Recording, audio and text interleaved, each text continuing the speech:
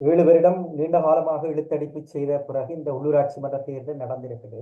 குறிப்பாக இலங்கைத்தீவில கடந்த காலத்தில் ஏற்பட்ட பொருளாதார நெருக்கடியை மையமாக கொண்டு சிங்கள தேசிய கட்சிகளுடைய நீண்ட காலமாக இருந்த தேசிய சிங்கள கட்சிகளுடைய பலவீனமான சூழலையும் தனக்கு சாதகமாக கொண்டு என்பிபி அரசாங்கம் ஜேவிபி கட்சியானது என்பிபி என்ற முகத்தோடு இலங்கை தழுவி மிகப்பெரிய ஒரு வெற்றியை கொடுத்திருந்தது. அதுக்கு பிறகு 7 மாதத்துக்கு பிறகு இந்த உள்ளூராட்சி மன்ற தேர்தலில் அவர்கள் எப்படி கடந்த ஜனாதிபதி தேர்தலில் அனுராகுமார சானேக்கா தான் ஒரு இமாலய வெற்றியை பெற்றனோ அதே போல எப்படி இலங்கையினுடைய அரசியல் வரலாற்றில் 3/2 பெரும்பான்மை என்ற அந்த நாடாளுமன்ற அதிகாரத்தை பெற்றுக்கொண்டேனோ அதே போல ஒரு 90% சபைகளை அறுதி பெரும்பான்மை இலக்கோட வெற்றி பெறுவோம் என்ற ஒரு எதிர்பார்ப்போடு தான் உண்மையில என்பிபி அரசு குறிப்பாக தமிழர் தாயகத்தையும் அதிலும் குறிப்பாக யாழ்ப்பாணத்தையும் இலக்கு வைத்து இந்த தேர்தலை சந்தித்தார்கள். வடமாகாண சபை தேர்தல் நடக்கணும் என்று தமிழ் கட்சிகள் அழுத்தம் கொடுத்திருக்கிறது.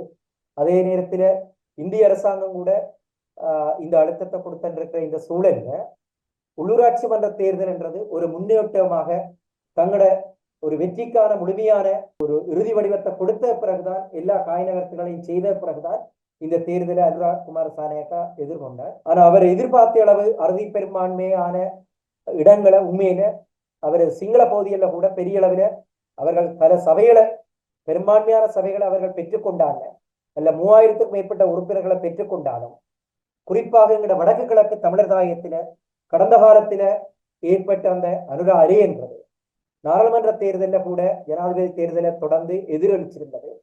அது தமிழ் மக்கள் மத்தியிலும் குறிப்பாக சர்வதேச சமூகத்தின் மத்தியில பல கேள்விகள் தமிழர்களை நோக்கி எழச் செய்திருந்தது. அது எல்லாத்துக்கும் சாவும் அடிக்கிற போல எமது மண்ணில நாங்கள்லாம் நமது கிராமங்களையும் மாநகரங்களையும் மாவட்டங்களையும் பிரதேசங்களையும் அபிவிருத்தி செய்வோம், எங்களை நாங்களே ஆளுவோம் என்ற அந்த செய்தியைத்தான் தமிழ் மக்கள் அறுதி உறுதியாக இந்த முள்ளிவாய்க்கால் மே மாதத்தில இரத்த சாட்சியாக பதிவு செய்திருக்கிறார்கள்.